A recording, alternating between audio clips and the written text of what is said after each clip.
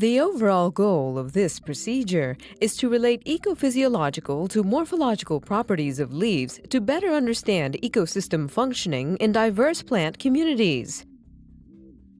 This is accomplished by first measuring stomatal conductance in daily courses and then extracting relevant parameters that describe stomatal control in the different species. The second step is to measure stomata size and density using a microscope. Next, the leaf vein traits are assessed. The final step is to link the morphological and anatomical features to the ecophysiological properties of the plant species.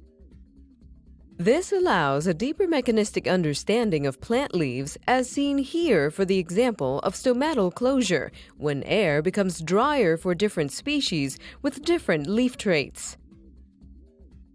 The general idea of our study is to use easily measurable leaf traits as proxies for key plant functions that require a large effort if measured directly.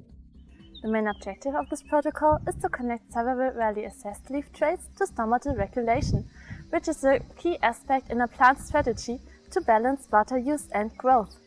This method can help answering key questions in the field of functional biodiversity research as to how ecophysiological processes of different species in a diverse tree community contribute to ecosystem functioning.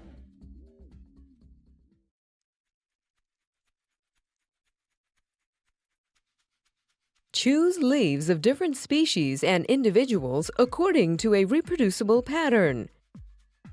For example, choose leaves that